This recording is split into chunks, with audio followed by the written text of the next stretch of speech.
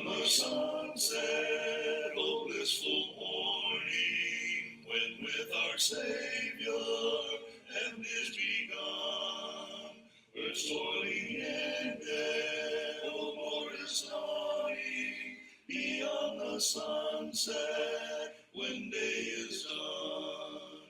Beyond the sunset, no clouds will gather, no storms will threaten, no fears annoy. O day of gladness, O day unending, beyond the sunset, eternal joy.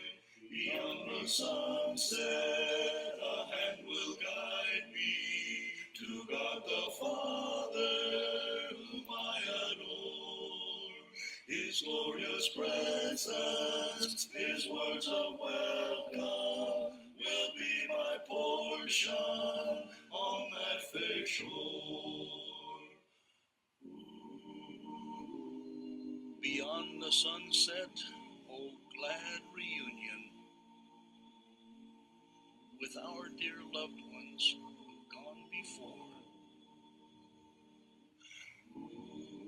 In that fair homeland, we'll know no parting. Beyond the sunset, forevermore.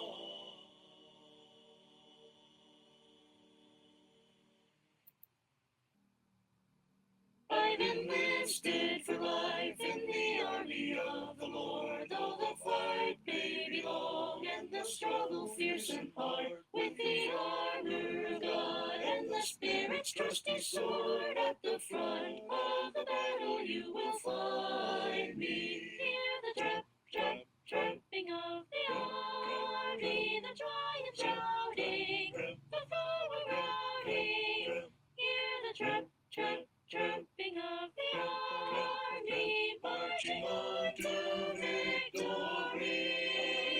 I'm in this army, this glorious army, and the God of battles will defend me. I'm in this army, this glorious army. At the front of the battle you will find me, with the banner of love and of holiness unfurled, full salvation proclaimed to a sinful dying world. Though the darts thick and fast from the enemy be hurled, at the front of the battle you will find me. Hear the tramp, tramp, tramping of the army, the triumph shouting, the foe are routing. Hear the tramp, tramp, tramping of the army, marching on to victory. I'm in this army, this glorious army, and the God of battles will defend me. I'm in this army, this glorious army. At the front of the battle you will find me. Is your name friend enrolled with the loyal ones and true? Will you dare now to stand with the Savior's faithful few? Will you join with me now and the covenant renew? At the front of the battle you will find me. Hear the tramp, tramp, tramping of the army, the triumph shouting, the foe routing. Hear the tramp, tramp, tramping of the army, marching on to victory. I'm in this army, this glorious army, and the God of battles will defend me. I'm in this army, this glorious army. At the front of the battle you will find me. You may have your worldly pleasures, your silver and your gold. You may pile up all the riches that this old world can hold. But I'd rather have my Savior and with Him firmly stand. For I want to be ready to meet him in the glory land. I want to be ready to meet him by and by. I want to be ready to meet him in the sky. Oh, I want to be more like him and do his blessed command. For I want to be ready to meet him in the glory land. You may talk about your riches, your diamonds and your pearls. You may gain the wealth for ages of this and all the worlds. But the Savior is more precious, with him I'll take my stand. For I want to be ready to meet him in the glory land. Ready to meet him by and by. Ready to meet him in the sky. Oh, I want to be more like him and do his blessed command. For I want to be ready to meet him in the glory land. There is one thing I can boast of, salvation from the fall. I'm an heir to wealth and glory.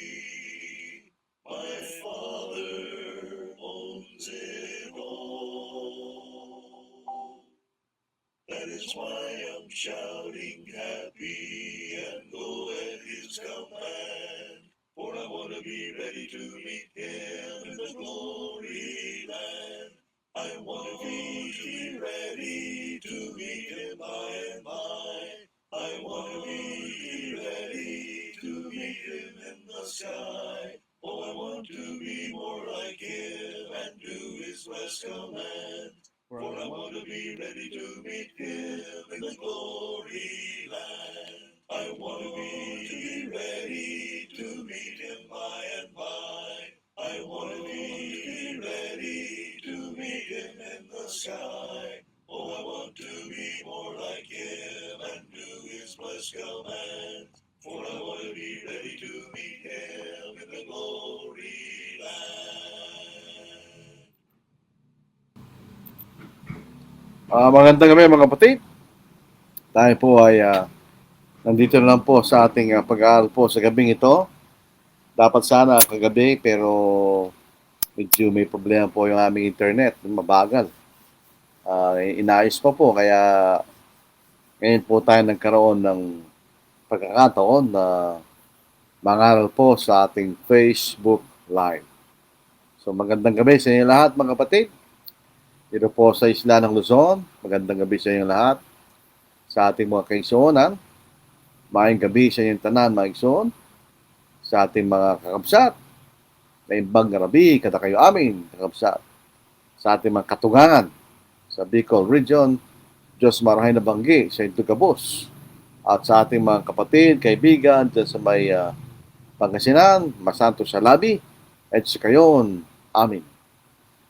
Dito po sa isla po ng Carabao, na wala namang Carabao, wala pa kami nakikita Carabao mundo. Mayroon ng gabi sa inyong tanan. So tayo po ay magkakaroon po ng isang paksa sa gabing ito. Ang titulo po ay What is fornication? Ano ang pakikiapid? Mahalaga po ating pag-aralan po ang paksang ito dahil dumadami po ang mga lalaki at babae na nagsasama pero hindi sila nagpakasal. Yan ang tinatawag nilang cohabitation or living in. So, yun po ay isang kasalanan po sa harapan ng Diyos. Sapagkat yan ay halimbawa tinatawag nating fornication o pakikiapid. Kaya nga po mahalagang pag-aralan po natin yan. Dahil nagiging trend. Maraming mga tao ay hindi na magpakasal. Gusto magsawa lang. Sa isang bubong pero walang kasal. Yan ba'y pinapayagan ng Diyos? O yun po ba isang pagkakasala? Yun po ang ating gustong pag-aralan po sa gabing ito, mga kapatid. Ano po? Fornication. Yan ang ating gustong pag-aralan. Anong definition po ng fornication? Sa kay Vines, yun po nga isang malaking diksyonaryo po ng mga Gregong salita na binibigay ang kahulugan. Ayon po kay Vine, ito'y galing sa salitang porneia. Porneia. Illicit sexual intercourse. Pag sinabing illicit, forbidden by law, rules, or custom. Yun ang definition na binigay ni Vines. In other words, ito ay isang pagtatalik na sexual na hindi pinapayagan. Sabihin, ito ay isang, hindi katulad po ng sa pagitan ng mag-asawa, ay walang problema yon. Pero ito po ay hindi pinapayagan. Ito po ay isang illicit, illegal, unallowed sexual intercourse. Maraming beses natin mababasa po yan sa Biblia. Halimbawa po, basahin natin sa John chapter 8 verse 41. Marami po mga talata, magbigay lang po tayo ng ilan na po. Dito po sa kalat po ni John o Gospel according to John, dito sa chapter 8 verse 41. Ito ang ating babasahin mga kapatid. Verse 41. Ginagawa ninyo ang mga gawa ng iyong ama. So, sinabi nila sa kanya, hindi kami pinanganak sa pakikipid. Mayroon kaming isang ama, ang Diyos. Kanya. So, ginahit po salitang pakikipid. Hindi raw sila pinanganak sa pakikipid. In other words, kung ito po ay sa literal na salita, ito'y ginahit sa talinhaga, ito po ay mga anak na ipinanganak na galing sa pakikipid. Kanya. Sa Galatians chapter 5 verse 19, ito po ay nilista sa isa sa mga kasalanan na kung gagawin ng isang tao ay hindi siya magmamana ng kaharian ng Diyos. Dito sa Galatians 5:19. Ngayon ay hayag ang manggawa ng laman. Ang mga ito ay pagkikapid, karamihan, kahalayan. So makikita natin, yan ang ibig sabihin ng pagkikapid. Hindi isang pagtatarik na sexual na di nararapat. So, illicit sexual intercourse. Dito po sa 1 Corinthians chapter 7, ito'y ginamit sa plural form. Bagamat sa English, hindi masyadong halata. Nevertheless, to avoid fornication, let every man have his own wife, and let every woman have her own husband. Sa Tagalog, subalit dahil sa mga nangyayaring pagkikapid. So ito'y plural. Ang bawat lalaki magkaroon ng kanyang sariling asawa at ang bawat babae magkaroon ng kanyang sariling asawa. Kaya nga po nakikita natin, bagamat ito'y pinayagan sa Old Testament, yung polygamy, pagkakaroon po ng maraming asawa, sa New Testament hindi pinapayagan dahil isang asawa lang. Ang sinasabi rito, sabi niya, ang bawat lalaki magkaroon ng kanyang sariling asawa at bawat babae magkaroon ng kanyang sariling asawa. Ang salitang pangangalo niya ay naiiba sa pakikiyapid. Pero ang pangangalo niya ay isang uri ng pakikiyapid. Kaya kung minsan ang salitang pakikiyapid ay kasama ang pangangalo niya. Halimbawa dito po sa Matthew chapter 5 verse 32. Truly, but I say unto you, that whosoever shall put away his wife, saving for the cause of fornication, causeth her to commit adultery. And whosoever shall marry her that is divorced, committeth adultery. Kanya. So, yung makikita natin for the cause of fornication, kanya, kasama yung adultery. Ngunit sinasabi ko sa inyo ng bawat nakikipaghiwalay sa kanyang asawang babae, maliban sa pagkikapid, ay nagtutulok sa kanya sa pagkikapid. At ang sino mag-asawa sa babae hiniwalayan ay nagkakasalan ng pangangalo niya. Ngayon din po sa Matthew chapter 19 verse 9. Yung salitang pangangalo niya ay kasama sa salitang pagkikapid. Pero kung minsan ito'y naiba. Nakikita yung pagkakaiba ng adultery sa fornication. Diba po di sa Matthew 15 verse 19. For out of the heart proceed evil thoughts, murders, adulteries, fornications, thefts, false witness, blasphemies. Sa Tagalog, sapagkat nagmumula sa puso ang masasamang pag-iisip, pagpatay, pangangalunya, pakikiyapid, pagnanakaw, pagsaksi-saksi ng malingan, at paglapastangan. So, minsan sila yung magkahiwalay, pero minsan sila yung magkasama. Kung titignan natin si Thayer, isa rin pong dalubhasa sa salitang Grego, ang sabi niya, illicit sexual intercourse. At sinasabi niya, adultery, fornication, homosexuality, lesbianism, intercourse with animals, etc. But sa Old Testament, pagka nagkakaroon po ng pakikipagtalik sa mga malapit na kamag-anak sa Leviticus chapter 18, ito po ay fornication. Pagka kayo nakipagtalik sa isang babaeng hiniwalayan o lalaking hiniwalayan, doon sa Mark chapter 10, ito ay fornication. So, this sa Leviticus chapter 18, verses 6 to 18, kung babasahin ninyo, ang pakikipagtalik sa malapit na kamag-anak, ito po ay hindi pinapayagan. That's illicit sexual intercourse. Pagka kayo nakipagtalik sa asawa ng may asawa, sa Leviticus chapter 18, verse 22 is adultery. Sa Leviticus chapter 18, verse 22, pagka kayo nakipagtalik sa bakla, homosexuality, yun po ay fornication. Sa Leviticus chapter 18, verse 23, pag kayo nakipagtalik sa isang hayop, that is fornication. So marami po mga talata sa Biblia na pinagbabawal po yan. Like sa Deuteronomy chapter 22, verse 22, kapag kayo nakipagtalik sa isang babaeng may asawa, adultery, kapag kayo nakipagtalik, ang isang lalaki nakipagtalik sa isang babaeng betrothed o ito'y takdang ikasal, yun po ay fornication. Pwede kayo nakipagtalik sa isang dalaga, that is fornication. So yun po yung makikita nating mga halimbawa na sinasabing fornication. Ano po? Ito isang pagkikipagtalik na hindi nararapat. So fornication is a sexual intercourse of people who are not married. So pagka isang lalaki at isang babae, sila nagtatalik na hindi mag-asawa, so sila yung nagsasama lang o living in, that's fornication. Adultery is fornication. Homosexuality, homosexual relationship is fornication. So yun ang iba-ibang uri po ng tinatawag nating fornication. Basta ito yung pagtatalik na sexual, na hindi nararapat, o hindi pinapayagan ng Diyos, that's fornication. Dito natin makikita sa John chapter 4, 16 to 18, ang Panginoon siya po ay nakipag-usap sa isang Samaritanong babae. Gusto tinatawag niya Jacob's Well.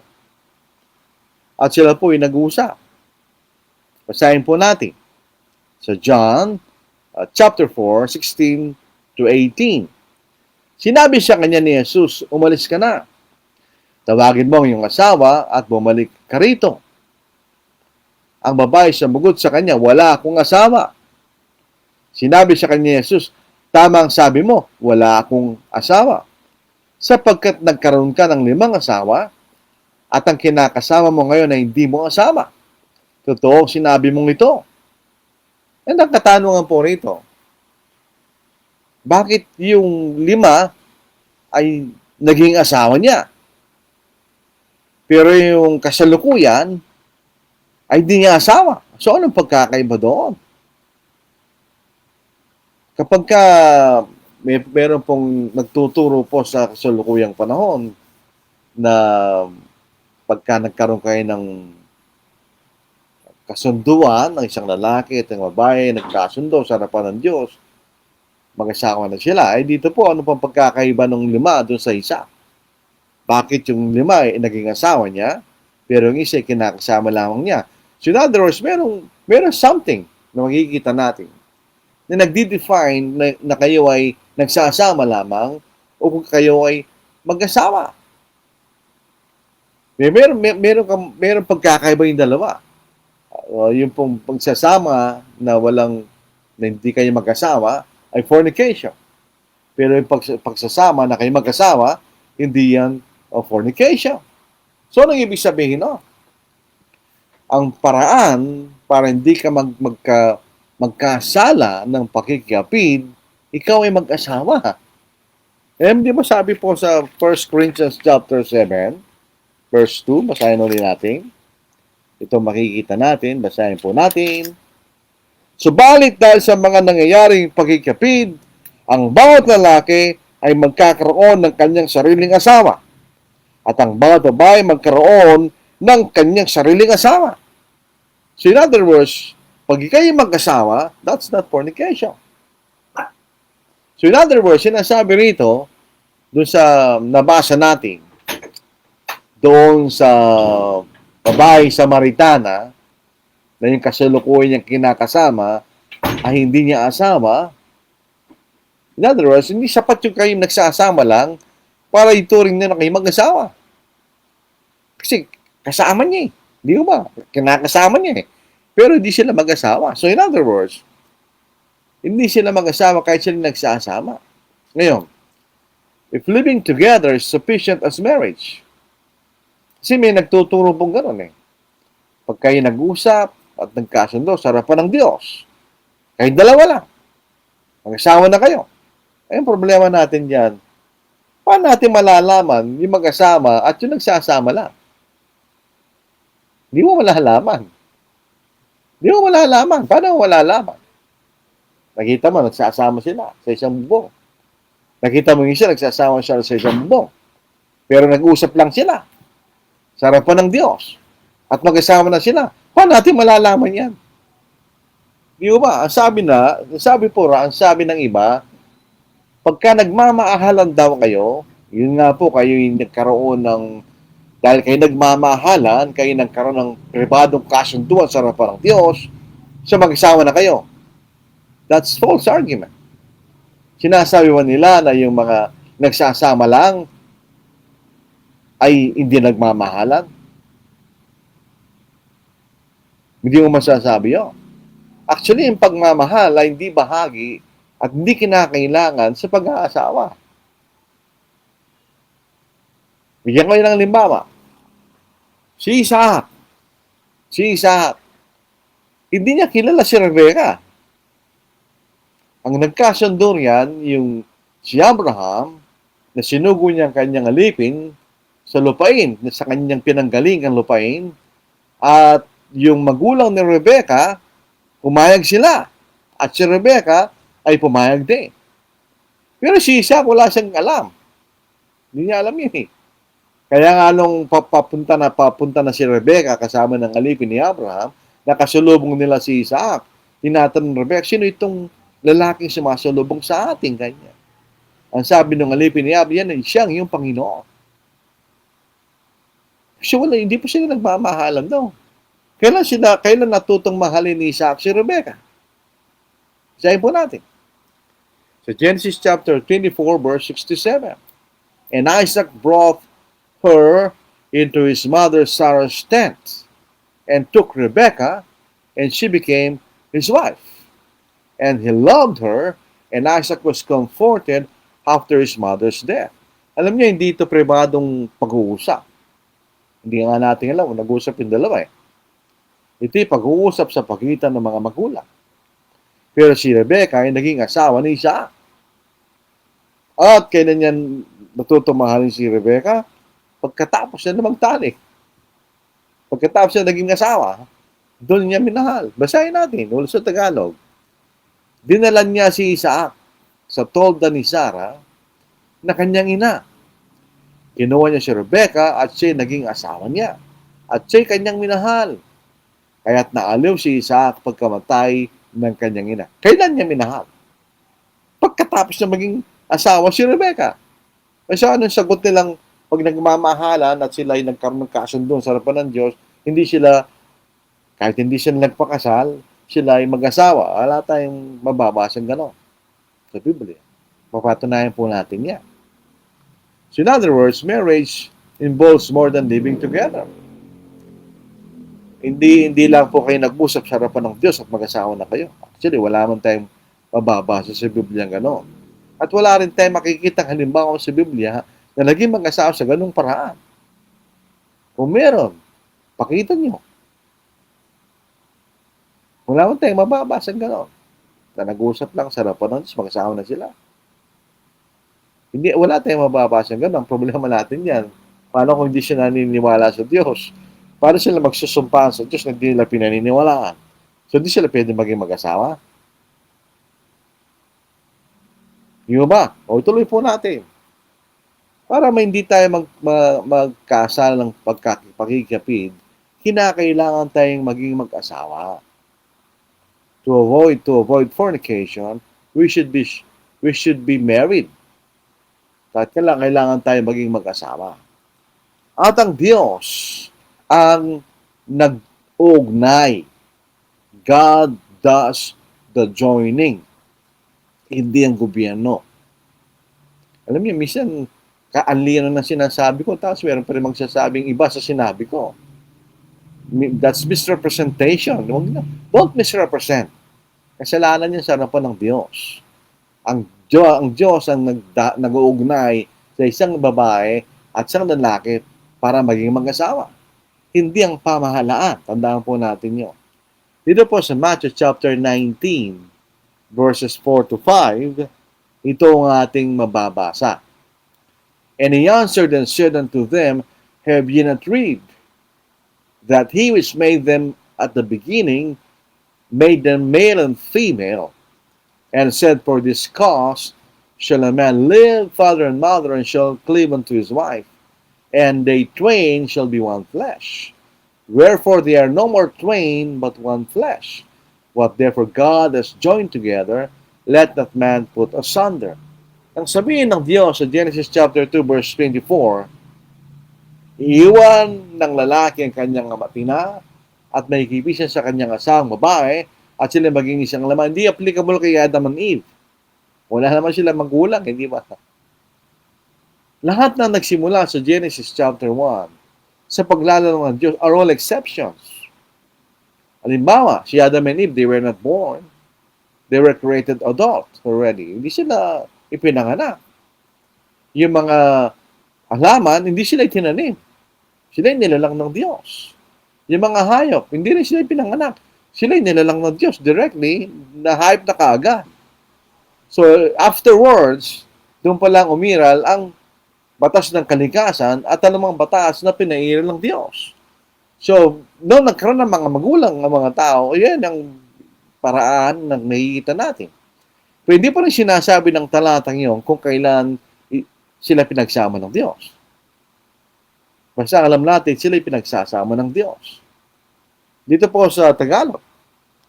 At kanyang sinabi, dahil dito iiwan ng lalaki kanyang amatina at may kisama sa kanyang asawa at ang dalawa ay maging isang laman. Kaya hindi na sila dalawa, kundi isang laman. Ang pinagsama ng Diyos ay magpapaghiwalayin ng tao. So, ang Diyos ang nag-uugnay. Tandaan natin yun. Ano po? Ito po, itong ating pinapangaral ngayon, it's recorded. Kaya kung meron kayong magsasabi, hindi ito sinabi ko, tignan lang po ninyo, tinuturo natin. Ano po? Just to be clear, to be honest. Huwag tayo mag-misrepresent. Kasalanan po yan sa harapan ng Diyos. So, kailan sila dinadagdag ng Diyos? Hindi nung sila mag-usap na dalawa. Hindi, wala tayong mababasa ganun sa Biblia. Mala pa yung binabasa natin, marriage is a covenant. Dalawang klaseng covenant. Kasundo sa pagitan ng mas mataas at sa mas mababa. Tulad ng Diyos at ng tao. O kaya ng isang hari sa kanyang sinasakupan. Pero dito sa pagkakataon na ito is a covenant between men of equal footing. Sila magkapantay. So, sa pagitan ng lalaki at ng isang babae. Anong sabi sa Malakay, chapter 2, verse 14? Gayunman yung sinasabi sa anong dahilan? Sapagkat ang Panginoon ay saksi sa pagitan mo at ng asawa ng iyong kabataan na ginawan mo ng kataksilan, bagamat sa iyong kasama. At yung asawa sa pamagitan ng tipan. Paano sila naging mag-asawa? Sa pamagitan ng tipan, ganyan. At ang Diyos ay saksi doon sa tipan na yon. In other words, Nakikita ng Diyos yung pagkikipagkatipan. So, ang ibig sabihin, ang mga tao na mag-asawa ay hindi lamang sila nagsasama. There's something else na kailang ginawa para sa ituring na mag-asawa ng Diyos at ng mga tao. Ang sinasabi ng iba, wala raw kung kinalaman ng lipunan sa pag-aasawa ay meron. Kaya nga meron, kailangan nating malaman kung sino ang may asawa at walang asawa. Dahil kailangan nating igalang ang mga taong may asawa. In other words, hindi mo pwedeng pakialaman ang asawa ng may asawa. So, kailangan ilalam natin kung sino ang may asawa. Yun ang makikita natin. Kaya nga po, ang Diyos nagbigay siya ng kayusan. Marriage is a covenant. Kayo pinagdudugtong ng Diyos kapag kayo nagkaroon ng tipan sa pagitan ng saksi. Kasi ang mga tipan, palagi covenant, they have witnesses. For any covenant, if you have a contract, a business contract, there are witnesses. Palagi magano. Any agreement between people which are affirmed and confirmed, they have witnesses. And so much the more is marriage. Kayo po, you'll be married when you exchange vows in front of God and in front of witnesses. Yun makikita natin. It is a public exchange of vows. So, ibig sabihin, the basis for the marriage is the vow made in public.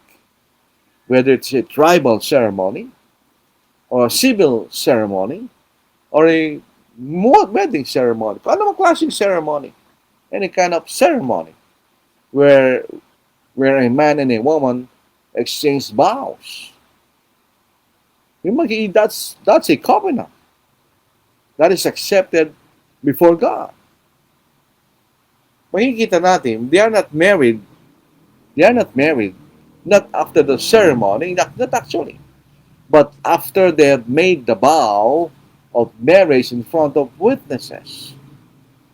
They are legal witnesses, kuminsan, and people who attended the ceremony. Yan ang saksi. In fact, under the government, at least in the Philippines, if you lost your marriage contract, and the government can no longer reinstate that contract, you can call someone who attended the marriage or the wedding ceremony to witness that a covenant took place. They will reinstate the marriage contract. Dahil kinikilalang gobyerno yun. So, ibig sabihin, kapag kayo nagkaroon ng kasunduan bilang mag-asawa sa harapan ng mga tao, kinikilalang gobyerno yun. Ang gobyerno rin ay saksi that a covenant took place. A covenant of marriage took place. Kaya nagkakaroon kayo ng marriage contract para magkaroon po ng record that there was a covenant of marriage that took place. So, makikita natin yun. So, makikita natin sa Biblia, all instances of those who are married have a public display of such a vow in front of witnesses. There is an example in the Bible where a man and a woman made a private agreement before God and they are married. Wala tayong mababasa. And another thing, what if they do not believe in God? How can a man and a woman make a covenant between themselves in front of God if they are atheists? But marriage is universal. Tandaan po natin yan. Marriage is universal. Atheists can marry if they make a vow in front of witnesses. And ang Diyos kikilalanin niya yun. God will recognize that covenant. Kaya nga po sa lahat ng bansa may mag-asawa eh. Punta ka sa India, there are married people. Go to China, which is a communist country, there are married people. Go to the Philippines, there are married people. You go to the US, there are married people. Meron silang public vow. That's the common denominator. they make a public vow of marriage in front of witnesses. Doon tinuturing ng Diyos ang tao na mag-asawa. Pero kapag ka walang gano'n, malilitaw yun, ano lang po yan, malilitaw na ano yan, parang hindi kayo mag-asawa. Kung kayo nag-usap lang kayong dalawa, pag hindi mag-asawa yun. Lahat po ng mga covenant, ano po klaseng covenant sa Biblia, may mga saksi yan. May mga saksi po yan, mga kapatid. Magbibigay po tayo ng mga halimbawa, ano po, para maging malinaw po sa atin. Na lahat ng mga kasunduan, may mga saksi. Hindi natin pwedeng sabihin na mag-usap lang kayong dalawa, mag-asama na kayo. Hindi po pwede yun. That's a covenant. Meron po mga saksi, mga kapatid. Yan ang kahalagahan ng bagay na ito. Number one, kung titignan natin mga halimbawa sa Bible, there's a parental giving away. The parents know about the marriage. At dito po sa pagkakataon, the parents agreed. Mayroong parental giving away. Halimbawa, dito sa pagitan po ni Jacob at Rachel, ang sabi ni Jacob, then Jacob said to Laban, give me my wife, for my days are fulfilled, that I may go into her. Kanya. Karoon din po kay Rebecca. Bago siya naging mag-asawa ni Isaac, sa Genesis 24, verse 51, here is Rebecca before you. Take her and go. Let her be your master's son's wife, as the Lord has spoken. Then they called Rebecca and said to her, will you go with this man? And she said, I will go. So they sent away Rebecca, their sister, and her nurse, and Abraham's servant and his man. And they blessed Rebecca and said to her, our sister, may you become the mother of thousands of 10,000s, and may your descendants possess the gates of those who hate them. So tingin, hindi lang silang dalawa eh. Meron pang iba. Dito, kanilang mga magulang. Sa 1 Corinthians chapter 7, 36 and verse 38. But if any man thinks he is behaving improperly toward his virgin, or virgin daughter, if she is fast the flower of youth, and thus it must be, let him do what he wishes. He doesn't sin, let them marry. So then he will give her in marriage, does well. But he who doesn't give her in marriage, does better. Kaya nga po sa mga wedding ceremony, ibinibigay ng magulang babae sa lalaki. There's a parental giving away. Hindi nag-usap lang kayong dalawa, hindi pwede yan. There's also a betrothal or agreement to be married. There's agreement to be married. Ganyan. Sa Matthew chapter 18, sinasabi dito sa pagitan ni Joseph and Mary, Mary was betrothed to Joseph, and Mary was found to be with child. And that is considered adultery. Kailangan patayin si Maria. Kaya lang, hindi panayagan ni Joseph. Basahin natin sa Matthew chapter 1, verse 18. There is a betrothal kanya. Basahin natin. Now, the birth of Jesus Christ was as follows.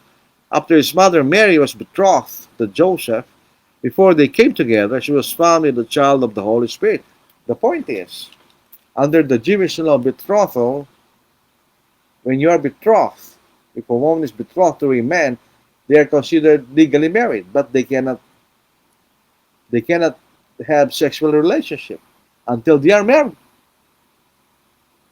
Kaya nga sinasabi dito, after his mother Mary was betrothed to Joseph before they came together kanya.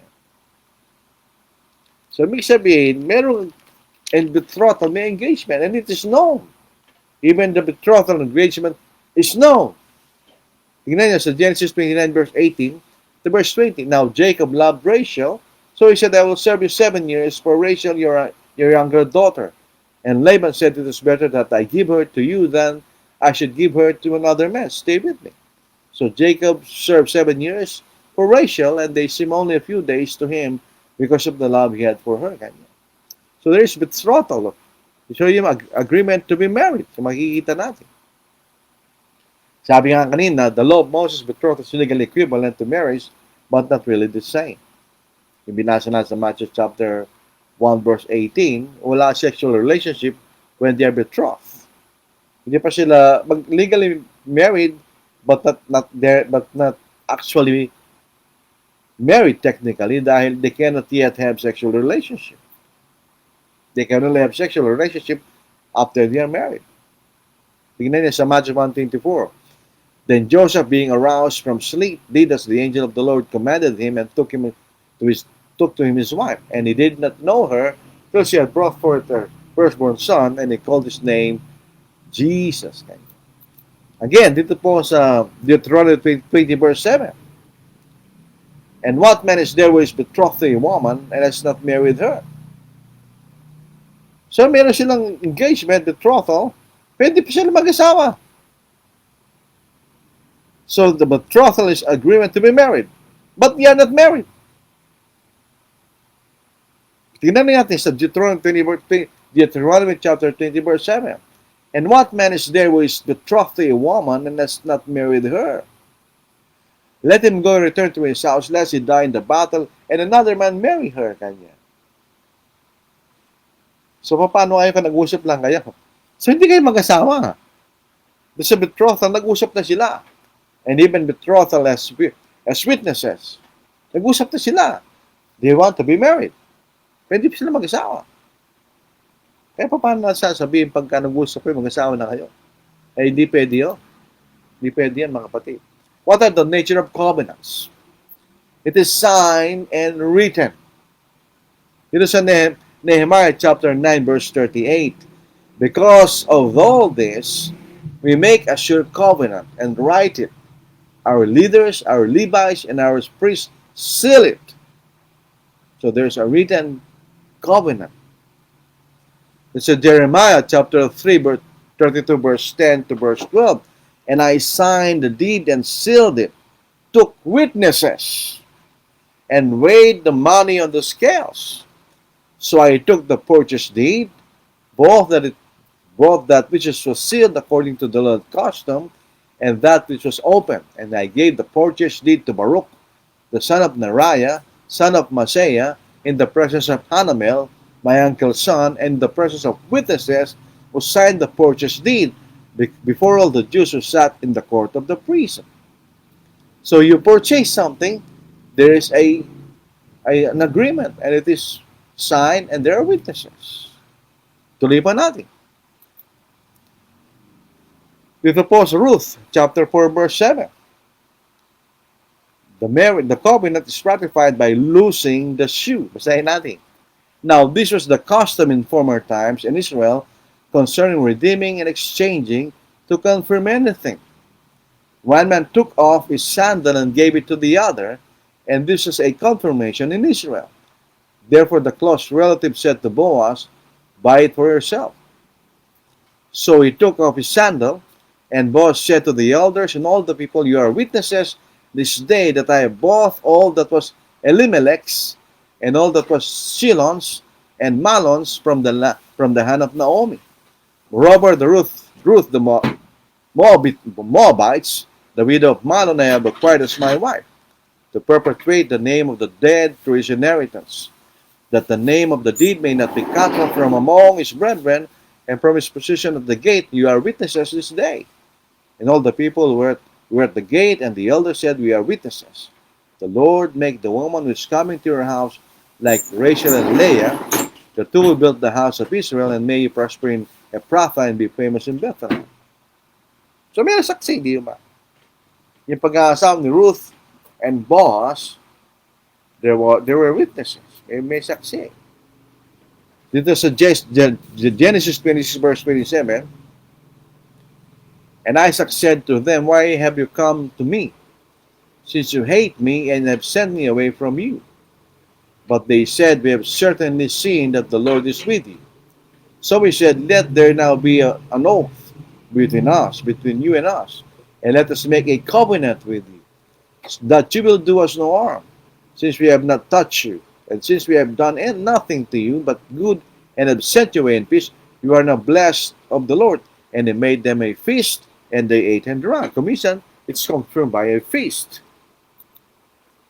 And it is confirmed in the presence of all. Dito po sa Genesis chapter 23 verse 16, nang binili ni Abraham yung cave of Macpelah. And Abraham listened to Ephron, and Abraham weighed out the silver for Ephron, which he named in the hearing of the sons of Heth, 400 shekels of silver, currency of the merchants.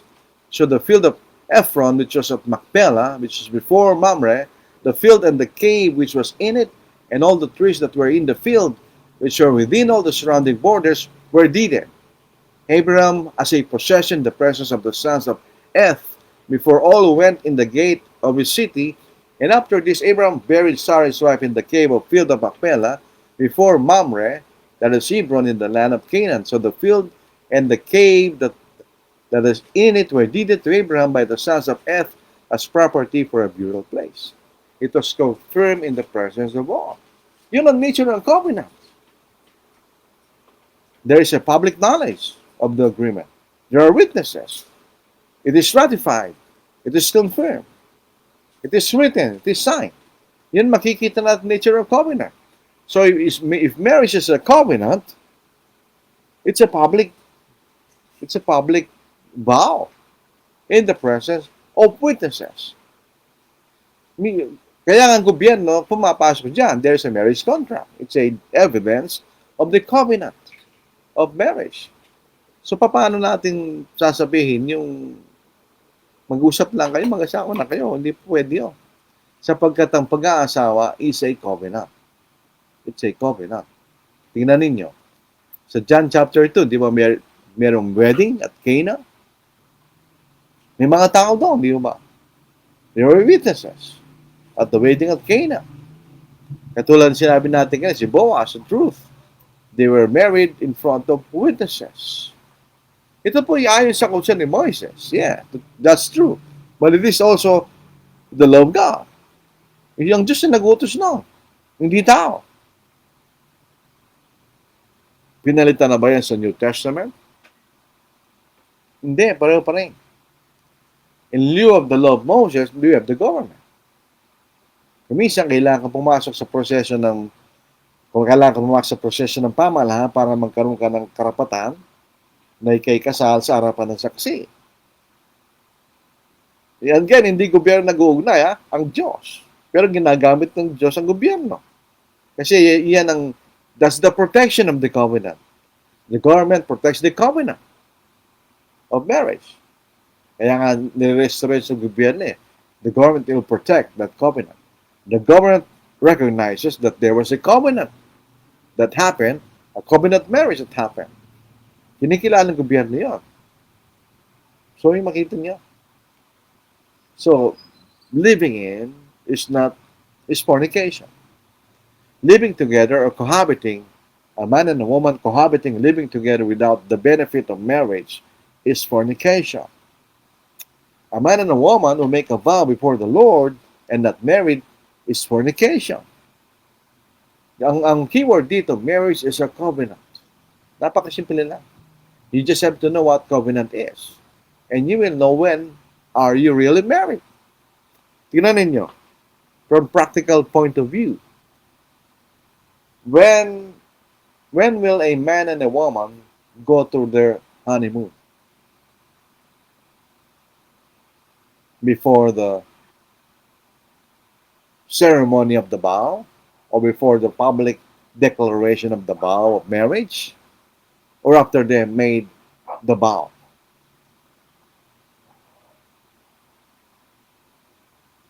There are different forms of ceremony in every place. May iba-iba yan. Maraming klase yan. Tingnan nyo. Tumingin tayo ng mga halimbawa. Maraming klase po yan. Yung mga ceremony sa iba't ibang lugar, maraming klase yan. Iba-iba depende sa lugar. Pero meron silang ginagawa. Halimbawa, jumping over a broomstick. Meron ceremony sa mga tribo. A wedding procession. A wedding ceremony. Or a legal document during a civil wedding. Lahat yan may public ceremony, di ba? May nagsabi, naniniwala daw ako na kailangan ng wedding ceremony para kayo maging mag-asawa. Only in the sense that when you make the public vow. Kasi ginagawa siya sa ceremony, di ba? Any place, there's a ceremony. Kapag tinatanong mo, when you ask those people who believe that when you make a private vow between yourselves, then you're married, and you ask them if they will allow their virgin daughter to be married that way, they will not like it. They will not agree. So I preach it. Tinuturo nila eh. And the danger is, paano kung hindi na sila magpakasal? Eh, kasi sabi mo, mag-asawa na kayo eh. Kasi nag-usap kayo sa harapan, mag-asawa na kayo. Hindi na kayo magpapakasal. Mag-asawa na kayo eh. Hindi pa kayo mag-asawa. You have to make that public declaration of marriage vow in front of witnesses bago kikilalanin ng Diyos ang inyong pag-aasawa. And you have to go to the legal process. Kasi hindi ka naman pwedeng magpakasal kung wala pa yung tulot ng pamahalaan. Just to para magkaroon lang ng kaayusan. Again, we have to emphasize, hindi gobyerno ang nag-uugnay sa dalawang tao, ang Diyos. Pero ang gobyerno ay ministro ng Diyos para magkaroon ng kaayusan. Sa lahat ganun eh. Ngayon, kung ang gobyerno ay lumalabag sa batas ng Diyos, mataas pa rin ang batas ng Diyos. Kung hindi tayo pwedeng magpailalim pagkaganon, sumasalak sa batas ng Diyos. Pero for as long as the government agrees with the law of God, we have to submit. Even in the process of getting married. Kung hindi naman mali ang gobyerno, ba't hindi ka sumunod? Hindi nagkasala tayo pag hindi tayo sumunod sa gobyerno. So, what is fornication? Balik tayo sa tanong na yan. When a man and a woman will have a sexual relationship without the benefit of marriage, that is fornication. When a man will have a sexual relationship with a married woman, that's fornication. When a married man will have a sexual relationship with a woman who is not his wife, that's fornication. When two married people will have sexual relationship with other people, that's fornication. When a person makes a sexual relationship with his close relative, that's fornication. When he makes a sexual relationship with an animal, that's fornication. When there's an homosexual relationship, that's fornication. Any illicit sexual relationship is a fornication. Adultery is fornication. But not all fornication is adultery. Adultery, sa mga mag-asawa, may asawa yan. So, a single man and a woman who performs sexual relationship without getting married is fornication. So, hindi pwedeng ganoon. Marriage is honorable before all. So, dapat respeto natin. Hindi lang basta-basta ganoon ang pag-asawa na kayo. Yun na sa Hebrews chapter 13. Basahin natin. Sabi sa verse 4, marriage is honorable among all, and the bed undefiled, but fornicators and adulterers God will judge. Eh, paano naman natin malalaman sinong nagkikapid kung hindi natin malalaman kung sinong may asawa? Hindi ba? Let's think about it. Dito sa modernong panahon natin, masyado nagiging liberal ang mga tao. Kaya nagsama sila, hindi na sila nagpapakasal, okay lang sa kanila. Ay, okay sa kanyo, pero hindi okay sa Diyos. That's fornication.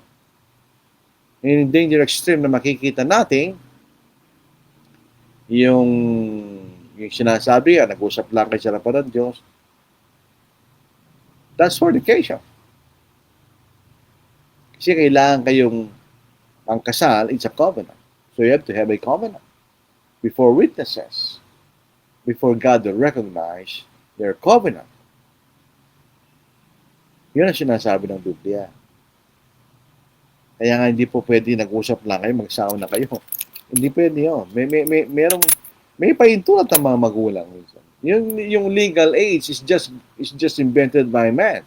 Walang legal age sa Diyos. Wala nga sinasabing edad ng pag-aasawa, hindi ba? Ang gobyerno lang gumawa So, kamisan, meron pa rin karapatan ng magulang. May sinasabi ng alimbawa sinabi natin kanina. Pero kailangan pa rin yung paalam. Mag-aasawa na kayo sa mga magulang na kung buhay pa sila.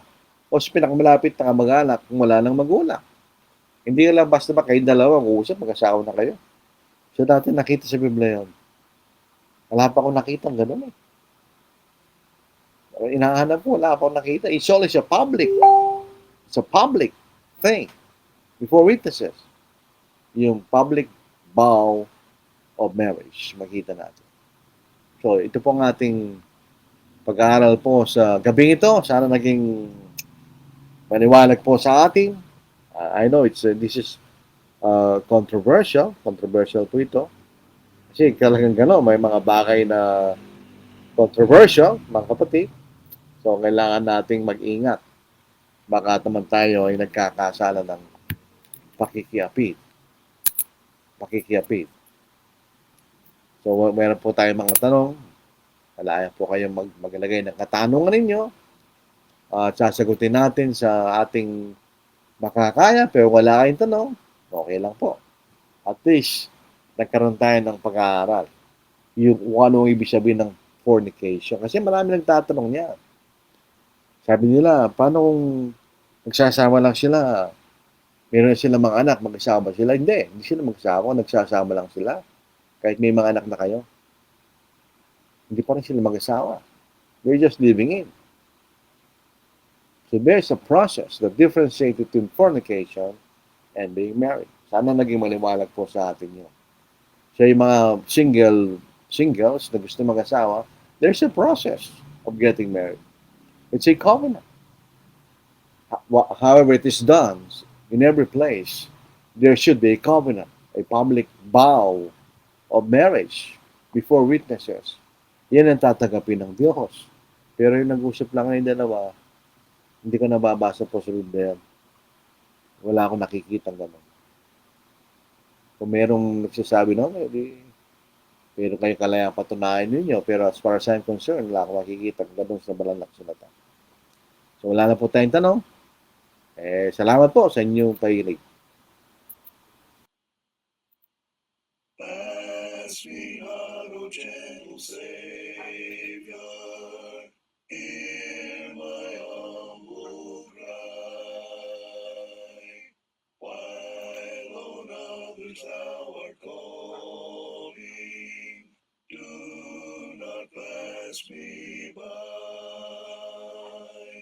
Savior, Savior, hear my humble cry.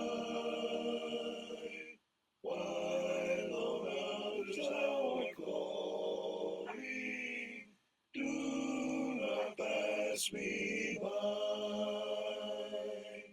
Trusting only in thy merit, would I seek thy face.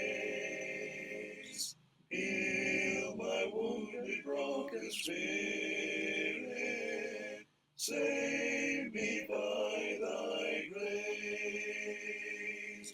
Savior, Savior, hear my humble cry. While on others thou art calling, do not pass me by. Thou, the spring of all my comfort, more than life to me. Whom have I on earth beside thee? Who in heaven but thee? Savior, Savior, hear my humble cry. While on others thou art calling, do not pass me by. Dapat po, hindi tayo malampasan sa harap po ng pag-uuko, mga kapatid. Yun pong bumati, Roy Bebs Capini. Blessed evening po. Nida Villamin, magandang gabi po. Kapatid na Lordy Salunga. John Bautista, good evening. Ito po ang ating magigiting na mga karal at taga Briones Village, Cabanatuan City. Nueva Tañadas, ito po ang ating magigiting na mga karal Kamagagaw sa Dasmariñas, Cavite. Cheryl Baboko, ito po ay sa P6 Camarin, Church of Christ. Cheryl Sumabal, mayong kumusta na kapatid? Ito po ang ating magigiting na mga karal sa Baybay Leyte. Roberto Marasigan, taga Caldubang, Calamba, Laguna. Na ibang garabi, katakayami, kakabsat. Pani Powong, good evening, Sister Pani. Ito po ay taga Singapore. Jinan Le, good evening. Taga amin po ito sa bahay. So, yun namin bunso, ano po. So, ito po ang ating mga kapatid na nag-comment. Sana po ay naging productive ang ating pag-aaral po sa gabing ito. Ay naging maliwalag sa atin na kung ano yung pagkikapid at mag-ingat po tayo mga kapatid. So, tayo po ay magkahiwalay sa pamagitan ng panalangin. Banal, kayo po ay nagpapasalamat sa inyo sa lahat ng biyaya na inyong binawad sa amin, sa inyong mga pangangailangan. Nagpapasalamat kami, Ama, binigyan niyo kami ng karapatan na maging iyong mga anak sa pamagitan ng aming Panginoon Jesucristo. Inihiling po namin sa inyo, Ama, na bigyan niyo kami ng bukakas na kaisipan upang tanggapin ang anumang bagay na aming mapapatunayan sa pamagitan ng iyong salita. Bigyan rin niyo po kami ng katapangan upang aming maitindig ng tunay at katotohanan. At bigyan niyo kami ng pagmamahal o Diyos na para yung mga tao na sa sanglibutan na hindi pa nakamtan ng pag-asa ay sana makamtan din ng pag-asa. Bigyan niyo po kami patuloy na pagkakataon, oportunidad na ipangaral po namin ng inyong salita. Na may lahat ng kaparaanan na maaari namin gawin upang maipangaral ang inyong katotohanan sa mga tao. Patawarin niyo kami, Ama, sa aming pagkakasala. Kinikilala po namin, bagamat kayo mga Kristiyano, may panahon na kami nagkakamali o Diyos. Hinihiling po namin na sana ang mga aming pamahalaan ay magkaroon po ng karunungan upang magpatuloy kapayapaan po ito sa katiwasayan sa aming bansa. At kayo magpatuloy po sa buong katiwasayan kapayapaan sa paglilingkod sa inyo, O Diyos. Patabayan niyo kami, O Diyos, sa pamagitan salita at huwag niyo kami pabayaan. At ang lang bagay ito ay iningin namin sa pangalan ng Kristo. Amen. Maraming salamat po. Good evening, good morning, good afternoon. Take care.